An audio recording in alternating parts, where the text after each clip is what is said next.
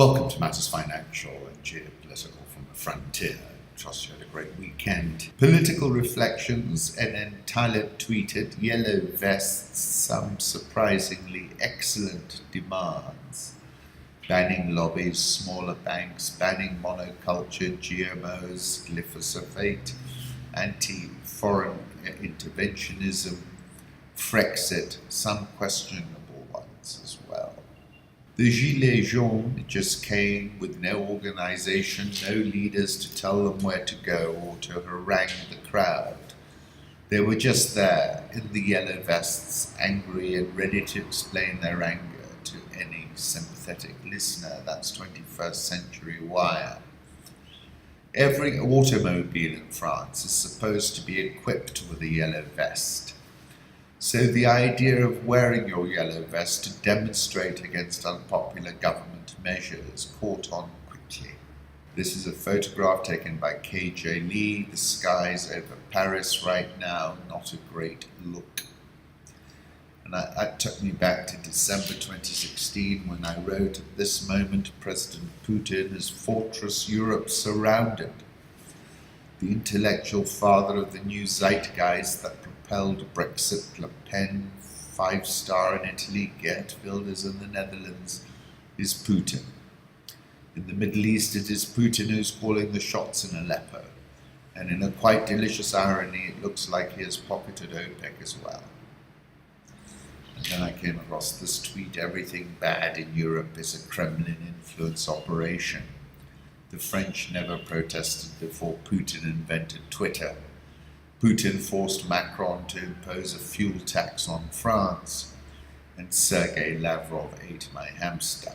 January 2015, I was writing about Europe being off balance, and I said the arrival of the asymmetric threat on the streets of Paris was deeply unsettling and will surely keep Europe off balance and presages a new normal. In this photograph, the Gendarmerie have stationed tanks within Marseille at the Gilets jaunes demonstrations too. On the point about Putin, the far-right Italian Deputy Prime Minister Matteo Salvini held an Italian's first rally in Rome to celebrate 6 months in power. "It's Mueller time," which is the song. Have a listen. Cohen said Russian vowed political synergy for Trump for the campaign, according to a filing by Special Counsel Robert Mueller's office. The unidentified Russian claiming to be a trusted person in the country told Cohen that a meeting between Trump and Putin could have a phenomenal impact politically and for Trump's business aspirations to build a Moscow tower. "There is no bigger warranty in any project than consent of the President of Russia," the person told Cohen. November 2015 exchange suggests that outreach between Trump's campaign and Russia was broader and possibly earlier than previously known. Filing accomplished two things: provided information to the judge in Manhattan, who will sentence Cohen next week, but like previous court filings by Mueller, it also offered a window into Mueller's probe. In this case, displaying the breadth of his knowledge about interactions between Russians and people close to Trump. Cohen has pleaded guilty in 2 cases, one brought by Mueller and one brought by Manhattan federal prosecutors. The Manhattan prosecutor said on Friday that Trump directed Cohen to make the payments to the women, adopting statements by Cohen in his August guilty plea. Cohen himself has now admitted, with respect to both payments, he acted in coordination with and at the direction of individual one. 5th of December, I wrote that piece. We have a DV8 Tomahawk.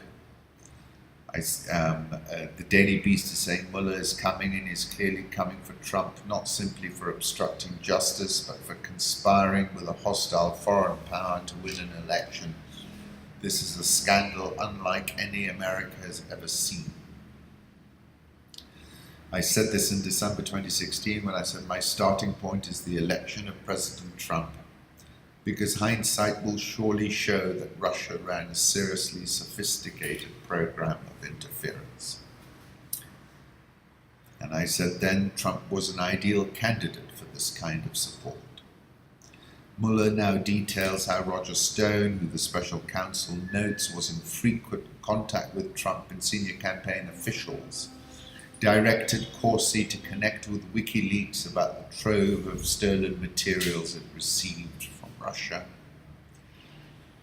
And I wrote in December 2016, from feeding the hothouse conspiracy frenzy online, a constant state of destabilized perception, timely and judicial doses of WikiLeaks leaks, which drained Hillary Clinton's bona fides, and her turnout and motivated Trump's. I was writing then, the first thing is plausible deniability. The second thing is non-linearity. You have to learn how to navigate a linear system in a non-linear manner. Putin, I concluded, has proven himself an information master, and his adversaries are his information victims. Traditional media has been disrupted. The insurgents can broadcast live and over the top. From feeding the hothouse conspiracy frenzy online, timely and judicial doses of WikiLeaks leaks, what we're witness to something remarkable and noteworthy. The FD saying the Americans' hawks are circling Beijing. Writers who warned that the US was determined to thwart China look prescient. 15th of October, I wrote a piece about how war is coming.